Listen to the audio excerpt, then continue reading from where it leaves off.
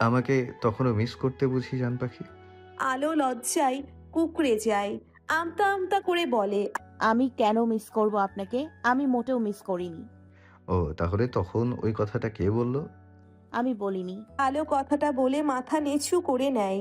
মনে মনে বলে, ঠিকমতো মিথ্যাও বলতে শিখলি না তুই আলো। আলোর দিকে তাকিয়ে আধার আবার নিজের কাজে মন দেয়।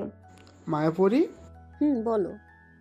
রাত্রির আগুনের দিকে কোনো মনই নেই, ও তো বাইরের প্রকৃতি দেখতে ব্যস্ত। আগুনের বেশ রাগ লাগছে। হানিমুনে এসেছে কোথায় বউকে কোলে বসিয়ে আদর করবে তা না, বউ তার প্রকৃতি দেখতে ব্যস্ত। আগুন একটা দীর্ঘশ্বাস ফেলে রাত্রিকে এক টানে নিজের কাছে এনে ফেলে। হঠাৎ ঘটা এই ঘটনায় রাত্রি হকচকিয়ে যায়। কিছুক্ষণ পর নিজের বিস্ময় ভাব কাটিয়ে বলে, কি হলো এটা? কি হলো? তুমি দেখলে না আমি বাহিরের দৃশ্য দেখছিলাম? তাহলে আনলে কেন? রাগে মুখ করে বলে। আগুন রাত্রির রাগকে পাত্তা না দিয়ে ওর জামার ভিতরে দিয়ে পেটে হাত দিয়ে স্লাইড করতে করতে বলে, এসব দেখার অনেক সময় পাবে মায়াপরি। এখন হানিমুনে এসে বরকে দেখো। আগুনের স্পর্শে রাত্রির সর্বাঙ্গে বিদ্যুৎ খেলে যায়। আগুনকে ধাক্কা দিয়ে বলে, এই তো বাঁদরের মতো দেখতে, এতে আবার দেখার কি আছে? দিল আগুনের রোমান্টিক মুডের পুরো 12টা বাজিয়ে দিল। হোয়াট? তোমারে আমাকে বাঁদর মনে হয়? কেন, সন্দেহ আছে? আমি না মাঝে মাঝে ভাবি আমি কি করে তোমার প্রেমে পড়লাম। নিজেকে কি মিস ইউনিভার্সিস মনে করো? আয়নার কখনো মুখটা দেখেছো? পুরো ডাইনির মতো দেখতে। কি কি বললে তুমি আমাকে? ডাইনির মতো দেখতে? এত বড় কথা! শুধু ডাইনি না, ডাইনিদের নারনি। আগুনের বাচ্চা! এখনো হয়নি, তবে চাইলে এখন থেকে গিয়ে তোমার বাবা মাকে নাতি নাতনি আসার সুখবর দিতে পারি। আর কি চাই? গাড়ির মধ্যে মহাযুদ্ধ শুরু হয়ে গেছে। বেচারা ড্রাইভার হয়তো ভাবছে কোন পাগলের পাল্লায় পড়ল সে। সোফায় বসে আছে সাফওয়ান, মুখটা ভার করে রেখেছে। ওর এক পাশে আনোয়ার ইসলাম আর সাদিয়া বেগম, অন্য পাশে ফরিদ ইসলাম আর সুখী বেগম, মাঝে চিড়ে চ্যাপ্টা হয়ে যাচ্ছে সাফওয়ান। সামনে দুজন ভদ্রলোক বসে আছে, তাদের সাথে গল্প করছে। এর মাঝে একজন সাফওয়ানের অতি পরিচিত মুখ। সাফওয়ানের অস্বস্তি ছেয়ে গেছে পুরো শরীরে। হবে নাই বা কেন, সোজা হসপিটাল থেকে তুলে নিয়ে এসেছে এখানে। দৃশ্যটা মনে পড়লে এখনো ভয় হয়। ওর বাবা মা আর চাচা চাচি যে এত ভয়ঙ্কর তা ওর জানা ছিল না। আসলে সাফওয়ানকে পাত্রী দেখাতে এখানে নিয়ে আসা হয়েছে। তার থেকেও বড় কথা, সাফওয়ান চাঁদনীকে ভালোবাসে, তাই ওর পক্ষে কাউকে বিয়ে করা তো সম্ভব না। যখন থেকে শুনেছে পাত্রী দেখতে যাচ্ছে, তখন থেকে ওর হার্ট যেন লাফিয়ে লাফিয়ে বেরিয়ে আসতে চাইছে। গাড়িতে নিজেকে বুঝিয়ে এনেছে পাত্রীকে বলে দিবে ও অন্য কাউকে ভালোবাসে, ব্যাস ঝামেলা শেষ। কিন্তু এখানে এসে আরো ঝটকা খেলো যখন দেখলো ওরই মেডিকেলের চিপ, মানে যাকে ও চাঁদনির বাবা বলে জানে, সে স্বয়ং এখানে উপস্থিত আছে আর ওর সাথে পুরো নর্মাল বিহেভ করছে। এতক্ষণ ধরে করে আসা সমস্ত গণনা উল্টো পাল্টা হয়ে গেল। বেশ কিছুক্ষণ বসে থাকার পর পাত্রী আসলো। সুখী বেগম বলল, এসো মা, পাশে বসো। পাত্রী এসে ওনার পাশে বসে সাফওয়ান একবারের জন্যেও পাত্রীর দিকে তাকায়নি। ভয় করছে যদি ওর ভাবনা সত্যি না হয় তখন। 1 ঘন্টা পর আলোরা আধারের কানাডার বাড়ি এসে পৌঁছয়। আলো তো বাড়িটা দেখে হা করে তাকিয়ে আছে। রাত্রিরও কিছুটা এক অবস্থা। দুজনেই হতভম্বতা কাটিয়ে দেয় এক দৌড়। আলো আস্তে, পড়ে যাবে তো। রাত্রি আসছে। আধার আর আগুনের আলাদা আলাদা বাড়ি, দুজনেই আলাদা থাকার সিদ্ধান্ত নিয়েছে। হানিমুনে এসেছে, একটা ঘরই দরকার। তার উপর আলো আর রাত্রি এক বাড়িতে থাকলে ওদের আর বউকে পাওয়া হবে না, সেটা ওরা খুব ভালো করে জানে। আলো আর রাত্রির দুজনেই ওদের দুজনের বাড়ির বড় বাগানটায় দৌড়ে বেড়াচ্ছে। নরম সবুজ ঘাস, হাজারো ফুলের বাহার। তার উপর আগুনের বাড়ির সবচেয়ে আকর্ষণ হলো বাগানের পাশে একটা ছোট্ট ঝর্ণা আছে, যেখানে বিদেশি কিছু মাছ আছে। আর আধার বাড়ির সবচেয়ে আকর্ষণ হলো বাড়ির দেওয়াল ঘেঁষে একটা চাইনিজ পিঙ্ক সিডার ট্রি আছে। চারপাশে এর গোলাপি পাতাগুলো পড়ে আছে। আলোর তো গাছটা বেশ ভালো লেগেছে। আলো গাছের নিচে দাঁড়িয়ে চোখ বন্ধ করেছিল। ওর ওপর গাছের গোলাপি পাতাগুলো ঝরে পড়ছে। আধার দূর থেকে দাঁড়িয়ে মুগ্ধ দৃষ্টিতে ওকে দেখে যাচ্ছে। আধার ধ্যান ভাঙে বাড়ির কেয়ারটেকারের কথায়। স্যার, বলো। স্যার, ভিতরে যাবেন না? তুমি লাগেজগুলো নিয়ে যাও, আমরা আসছি। কেয়ারটেকার সম্মতি জানিয়ে চলে যায়। আধার এক পা দুপা করে আলোর দিকে এগিয়ে যায়। আলো চুপচাপ চোখ বন্ধ করে প্রকৃতি অনুভব করছিল। এমন সময় আধার ওকে পেছন থেকে জড়িয়ে ধরে। আলোর ঘাড়ে মুখ গুজে দেয়। আলোর সর্বাঙ্গে কেঁপে ওঠে। আধার আলোর ঘাড়ে ছোট ছোট কিস করতে থাকে। দুজনের শ্বাসই ভারী হয়ে আসছে। আলো আর না পেয়ে আধারের নিজেকে থেকে ছাড়িয়ে আধারকে সামনে থেকে জড়িয়ে ধরে। আধারের বুকে মুখ গুজে দেয়। ঘটনাটা এত দ্রুত ঘটলো যে আধারের বুঝতে কিছুটা সময় লাগলো। বুঝতে পেরে আলোকে শক্ত করে জড়িয়ে ধরে। আধার আলোকে নিচের থেকে ছাড়িয়ে ওর চিবুকে ধরে মুখ উপরে তোলে। আলোর শ্বাস এখনো ঘন ঘন পড়ছে। ঠোঁট দুটো তীর তীর করে কাঁপছে। আধার আর নিজেকে আটকে রাখতে পারেনি। আলোর কাঁপা কাঁপা ঠোঁটে নিজের ঠোঁট বসিয়ে দেয় আধারের করা হঠাৎ আক্রমণ। আলো কিছুটা হকচকিয়ে যায়। পর মুহূর্তেই নিজেকে সামলে নেয়।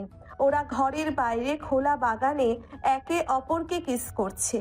বাংলাদেশ হলে আলো এতক্ষণ নিজেকে ছাড়ানোর জন্য ছটফট শুরু করে দিত, কিন্তু এটা বাংলাদেশ না, এটা কানাডা। এখানে রাস্তাঘাটে কাউকে কিস করায় কেউ কিচ্ছু মনে করে না, স্বাভাবিক কাজ এটা। এক অদ্ভুত দৃশ্যকে দূর থেকে একজন নিজের ক্যামেরা আর একজন নিজের রং তুলিতে জায়গা দিয়ে ফেললো। চাইনিজ পিঙ্ক সিডার ট্রিয়ের নিচে দাঁড়িয়ে দুজন ভালোবাসার মানুষ দুজন দুজনকে আঁকড়ে ধরে আছে। প্রকৃতিও ওদের সাথ দিচ্ছে, বা হয়তো চাইছে এরা দুজন যেন কারো চোখে না পড়ে। তাই তো গাছের গোলাপি পাতারা নিজেরা ওদের ওপর বর্ষণ করে ওদের ঢেকে দিতে চাচ্ছে গোলাপি চাদরের আড়ালে। প্রজাপতিরাও চারপাশে ঘুরে বেড়াচ্ছে। রাস্তার পাশ থেকে যাওয়া কিছু মানুষ ওদের দেখে মুচকি হাসি দিয়ে আবার নিজেদের গন্তব্যে চলে যাচ্ছে। এত কিছুর খেয়াল নেই এই দুই মানব মানবীর। তারা তো নিজেতে মত্ত, দুজনেরই শ্বাস নিতে কষ্ট হচ্ছে দেখে এত সুন্দর মুহূর্তকে ছেড়ে দিতে হলো। দুজনেই দুজনের সাথে মাথা ঠেকিয়ে জোরে জোরে শ্বাস নিচ্ছে। আধার বলে, তো ঠোঁটের টেস্টটা দিন দিন বেড়েই যাচ্ছে জান পাখি। এমন চলতে থাকলে তো বড় বিপদ। আলো লজ্জায় লাল হয়ে গেছে। কোনো মতে তুতলিয়ে বলে, আমি ফ্রেশ হব, ক্ষুধা লাগছে। বলেই আধারের থেকে নিজেকে ছাড়িয়ে বাড়ির মধ্যে সোজা দৌড়। আধার আলোর যাওয়ার দিকে তাকিয়ে হাসতে থাকে। তারপর বলে, তুমি পাশে থাকলে আমি জগৎ সংসার সব ভুলতে বসি জান পাখি। পকেটে হাত ঢুকিয়ে শীষ বাজাতে বাজাতে চলে যায়। ভিতরে সাফওয়ানের পাত্রী কে? সাফওয়ান মাথা নিচু করে বসে আছে। সুখী বেগম পাত্রীকে বলে, তোমার নাম কি মা? মেয়েটি নরম কণ্ঠে বলে, রুহানি চাঁদনি। চাঁদনির গলার আওয়াজ পেয়ে সাফওয়ান মুখ তুলে তাকায়।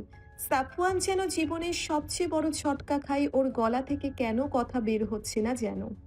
চাঁদনির সাথে সবাই বিভিন্ন কথা বলছে, কিন্তু সাফওয়ানের মুখ থেকে কেন কথা বের হচ্ছে না। এমন সময় সাদিয়া বেগম সাফওয়ানকে ধাক্কা দিয়ে বলে, সাফওয়ান, তুই কি জিজ্ঞাসা করবি না? সাফওয়ান যেন কোনো দেশ থেকে ফিরে এলো এমন ভাবে কেঁপে উঠল। হ্যাঁ হ্যাঁ হ্যাঁ, কি হয়েছে? যাও, চাঁদনি মামুনিকে নিয়ে উপরে যাও, আমরা বড়রা তোমাদের বিয়ের কথা বলি। মানে তোমাদের বিয়ের কথা হবে, তোমরা নিজেদের থেকে কিছু কথা বলে নাও। ফরিদ সাহেব গম্ভীর গলায় বলে। চাঁদনি হাসি মুখে লজ্জা মাখা গলায় বলে, চলুন। সাফওয়ান আর একটা ঝটকা খেলো। এত নরম গলায় কথা চাঁদনি সাফওয়ানের সাথে কোনো দিনও কথা বলেনি। আর লজ্জা সেটা তো সাফওয়ান পায়, চাঁদনি না। সাফওয়ান চুপচাপ চাঁদনির পিছনে চলে যায়। তখন বাড়িতে গিয়ে খেয়ে দিয়ে আলো দেয় এক ঘুম। এক ঘুমে রাতে আধার জোর করে তুলে আলোকে কিছু খাইয়ে দেয়। আলো তারপর আবার ঘুমের দেশে। আধার ভেবে পায় না কেউ এত কি করে ঘুমোতে পারে। পরের দিন সকালে আলো আড়ামোড়া ভেঙে ঘুম থেকে উঠতে যাবে, তখন অনুভব করে শক্ত কিছু ওকে আষ্টে পৃষ্ঠে জড়িয়ে ধরে আছে। নিজেকে ছাড়ানোর চেষ্টা চালাতে থাকে। আধার ঘুম ঘুম কণ্ঠে বলে। লাভ নেই জান পাখি, আমি যতক্ষণ না চাইবো তুমি ততক্ষণ এখান থেকে নড়তেও পারবে না। আলো মুখ ফুলিয়ে বলে। আমি ফ্রেশ হব তো, ছাড়ুন।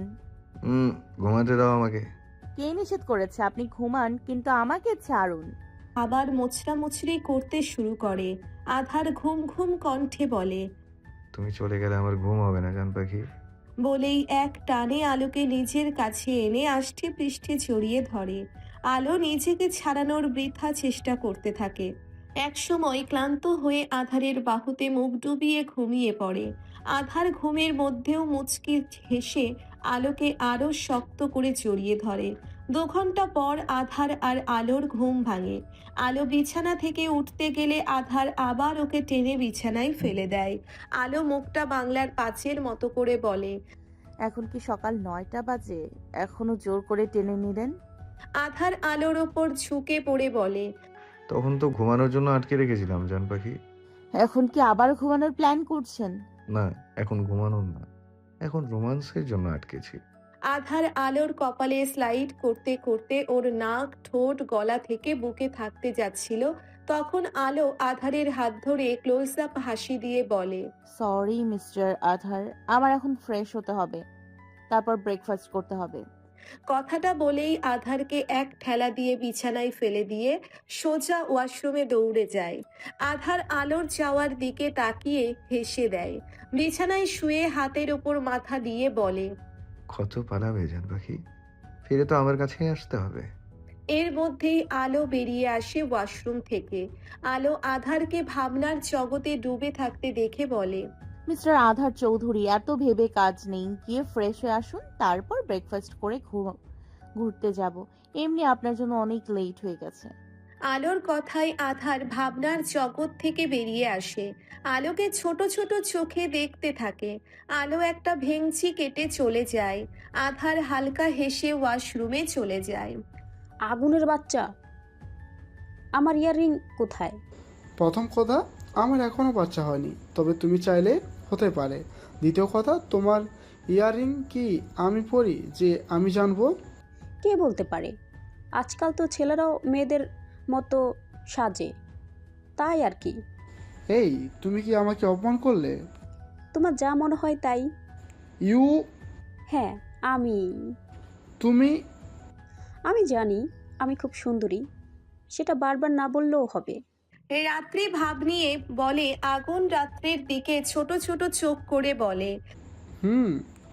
আটা ময়দা মেখে আর কি? কি বললে তুমি? আমি আটা ময়দা মাখি? অবশ্যই। আগুন! আগুনকে আর পায় কে? রাত্রি চোখ খুলে দেখে আগুন নেই। রাত্রি রাগে গজগজ করতে থাকে। আগুন দরজার পাশে দাঁড়িয়ে রাত্রিকে দেখে হাসতে হাসতে গড়াগড়ি খাচ্ছে। কিছুক্ষণ পর রাত্রিরা রেডি হয়ে বাইরে আসে। রাত্রি এখনো মুখ ফুলিয়ে রেখেছে। আলোরা বাইরেই দাঁড়িয়ে ছিল। আলো রাত্রিকে দেখে বলে। মুখটা এমন প্যাঁচার মতো করে কেন রেখেছিস? পাশ থেকে আগুন বলে ওঠে। পেঁচার মতো মুখ খোলে ময়ূরের মতো কি করে রাখবে? হ্যাঁ, আমার কপালে একটা বাদর এসে জুটেছে। আল্লাহ জানে কি করছিলাম। চুপ! কি শুরু করেছো তোমরা এসব? তোমরা কি আদৌ হানিমুনে এসছো? দুজনেই চুপ করে যায়। আধার ওদের দেখে অবিশ্বাস্যভাবে মাথা নাড়ায়। চোখে সানগ্লাস পরে গাড়িতে গিয়ে বসে পিছনে ওরাও চলে যায়। 4 জনে কানাডার বিভিন্ন জায়গায় ঘুরে বেড়ায়। প্রথমে ওরা যায় কানাডার ব্যানেফ শহরে। কানাডার ব্যানেফ শহর প্রাকৃতিক সৌন্দর্যের দিক দিয়ে এটি একটি অতুলনীয় স্থান। ব্যানেফ কানাডার দর্শনীয় স্থানগুলোর মধ্যে একটি। ব্যানেফ শহরের চারপাশে মেঘের মতো পর্বতমালার দ্বারা আবৃত। এখানে প্রাকৃতিক জলারস, রিসোর্ট, পর্বতীয় ঝর্ণা, জাদুঘর, ন্যাশনাল পার্ক, লেক, বনানী সহ বিভিন্ন প্রাকৃতিক আকর্ষণ রয়েছে। ব্যানেফের শহরের মধ্যে দ্বীপ হর্ট চার্চ সবচেয়ে জনপ্রিয় স্থানগুলির একটা। সব মিলিয়ে ব্যানেফ স্থানটি দর্শনার্থীদের অনেক বেশি জনপ্রিয় হয়ে ওঠে। সেখানে বেশ কিছুক্ষণ ঘোরাঘুরি করে ওরা যায় আটোয়া শহরে। আটোয়া শহরটি কানাডার অন্টারিও প্রদেশের দক্ষিণ পূর্ব অংশে কেবেক প্রদেশের সাথে সীমানাতে গাতিনো নদী, রিদো নদী ও অটোয়া নদী তিনটির সঙ্গম স্থলে অবস্থিত। অটোয়ার নদীর তীরে একটি মনোরম জাদুঘর রয়েছে। জাদুঘরটি আটোয়া শহরের কেন্দ্রস্থল থেকে 5 মিনিটের হাঁটার পরই পাওয়া যায়। প্রথম বিশ্বযুদ্ধে কানাডার ব্যবহৃত অস্ত্র ও যানবাহন এখানে প্রদর্শন করা হয়েছে। আটোয়া কানাডার বিভিন্ন অঞ্চলে বিভিন্ন গাড়ি মডেল বিক্রি করা হয়ে থাকে, যেগুলো বিশ্বে অনেক বড় ব্র্যান্ডস হিসেবে পরিচিত লাভ পেয়েছে। এর মধ্যে কিছু জনপ্রিয় ব্র্যান্ড হলো ক্রাইসলার, ফোর্ড, টয়োটা, হন্ডা এবং জিএমসি। আটোয়া শহরেই ওরা দুপুরের খাওয়া দাওয়া করে নেয়। খাওয়া দাওয়া করে বিকালে গাড়ি নিয়ে বেরিয়ে পড়ে কানাডার ন্যাশনাল পার্কের উদ্দেশ্যে। কানাডা ন্যাশনাল পার্ক হলো কানাডার একটি বিশাল সংরক্ষিত এলাকা, যা প্রাকৃতিক সৌন্দর্য উন্নয়নশীলতায় ভরপুর। এই পার্কগুলো মানবজাতির প্রাকৃতিক ও ঐতিহ্যবাহী সম্পদ সংরক্ষণ করার জন্যে গঠিত করা হয়েছে। কানাডা ন্যাশনাল পার্কগুলির মধ্যে বিশাল হিসেবে উল্লেখযোগ্য পার্কগুলি হলো Jasper national park, Banff national park, Gros Morne national park, Prince Edward island national park, Cape Breton island national park ইত্যাদি। আলো আর রাত্রি প্রচুর মজা করে আধার আর আগুন ওদের পিছনে ঘুরে বেড়াচ্ছে। দুজনেই মুগ্ধ হয়ে ওদের প্রিয়তমাকে দেখে যাচ্ছে। আধার আলোকে টেনে নিয়ে আছে। আরে কি হলো? আমাকে নিয়ে এলেন কেন? আমি ছবি তুলছিলাম তো। তোমার মনে হচ্ছে না তুমি হানিমুনে এসেছো? সেটা মনে রাখা দরকার। হ্যাঁ জানি তো। রিয়েলি? আধার একটা বাঁকা হাসি দিয়ে আলোর কোমর টেনে নিজের কাছে নিয়ে আসে। আলো বড় বড় চোখ করে আধারের দিকে তাকিয়ে থাকে। এরপর চারপাশে তাকিয়ে দেখে মোচড়া মুচড়ি করতে করতে বলে, কি হচ্ছে এসব? ছাড়ুন, কেউ দেখলে কি ভাববে? এটা বাংলাদেশ না সোনা, এটা বিদেশ। এখানে এসব চলতেই থাকে। আমি ভাবছিলাম হানিমুনে এসেছি, তখন কিছু তো করতেই হয়, তাই না? হুম, কি কি কি করবেন? বলবো কেন জান পাখি, করেই দেখাই। আধার আলোর ঠোঁটে ঠোঁট ডুবিয়ে দেয়। আলো নিজেকে ছাড়াতে ছটফট করতে থাকে, কিন্তু আধার আলোকে আরো কাছে নিয়ে আসে। আলোকে শূন্যে তুলে ফেলে আধার। আশেপাশে কিছু মানুষ হেঁটে যাচ্ছে, কিন্তু কেউ কিছু বলছে না। এটা বিদেশে সব সময়ই হয়, কমন বিষয়। এটা আবার কেউ বাংলাদেশে করতে যেও না, করলে জুতা আর ঝাঁটার বাড়ি খাবে, তার কিন্তু ঠিক নেই। দুজনেই দুজনতে মেতে গেছিল। এমন চুম্বন কারোরই ভাঙার ইচ্ছে ছিল না, হয়তো ভাঙতো না যদি না তাদের শ্বাস নেওয়ার প্রয়োজন হতো। দুজন দুজনের কপালের সাথে কপাল ঠেকিয়ে গভীরভাবে শ্বাস নিচ্ছে। ইতিমধ্যেই সূর্য পশ্চিম আকাশে ঢলে পড়েছে। চারপাশ ছেয়ে গেছে এক রক্তিম আলোয়। সূর্যটা যেন আধার আর আলোর কপালের মাঝে যে ফাঁকা জায়গাটা আছে তার মাঝে এসে অবস্থিত হয়েছে। আগুন আর রাত্রি ওদের খুঁজতেই এসেছিল। এত সুন্দর ছবির মতো দৃশ্য দেখে আগুন নিজের ফোন বের করে সুন্দর মুহূর্তের কয়েকটা ছবি তুলে নেয়। তারপর ওদের কাছে এগিয়ে যায়। হুম হুম বলছি, তোমাদের যদি রোমান্স করা হয়ে থাকে তাহলে এবার ফেরা যাক, এমনি সন্ধ্যা হয়ে গেছে। এই রাত্রির কথায় দুজনের ঘোর ভাঙে। আধার আলোকে আর মাটিতে নামায় না, ওকে কোলে তুলেই হাঁটতে থাকে। আলো আর কি করবে, চুপটি করে বসে থাকে। আধারের দেখা দেখি আগুনও রাত্রির কোলে নেয়নি, কিন্তু সোজা কাঁধে তুলে নিয়েছে। রাত্রি তো চেঁচাতে থাকে, কিন্তু কে শোনে কার কথা। গাড়িতে এসে বসে চারজনে। গাড়ি চলতে থাকে আপন গতিতে। ওদিকে সাফওয়ান এখনো শকড। চাঁদনি পিছনে তো চলে এসেছে, কিন্তু ওর যেন কোনো ইন্দ্রিয় কাজ করছে না। হঠাৎ কিছুর সাথে ধাক্কা খাওয়ায় সাফওয়ানের ঘোর ভাঙে। সামনে তাকিয়ে দেখে চাঁদনি ওর সামনে মুখে বাঁকা হাসি ঝুলিয়ে রেখেছে। সাফওয়ান সরু চোখে চাঁদনির দিকে তাকিয়ে থাকে। সাফওয়ান কিছু বলবে তার আগে চাঁদনি মুখ খোলে। কি মিস্টার, সেদিন খুব বলেছিলেন না আমাকে ভালোবাসেন না, আজ তো দেখছি সোজা বিয়ের প্রস্তাব নিয়ে এসেছেন। দেখো, আমি এসব ব্যাপারে কিছু জানতাম না। আমি জানি। মানে কি জানো তুমি? এই যে আপনি কিছু জানেন না, তার মানে তুমি সব জানতে, তাই না? বারে প্ল্যানটা আমার, আর আমি জানবো না? চাঁদনি ভাব নিয়ে বলে, তোমার প্ল্যান মানে? সাফওয়ান অবাক হয়ে জিজ্ঞেস করে। মানে এই আপনাকে বিয়ে করার প্ল্যানটা তো আমারই। সেই দিন ভালো মতো শুনতে এত কাঠখড় পোড়াতে হতো না। সরাসরি বলো, কি গন্ডগোল করেছো তুমি? গম্ভীর মুখ করে বলে। বেশি কিছু না, শুধু বাপিকে এসে বলেছি আমি তোমার সন্তানের মা হতে যাচ্ছি।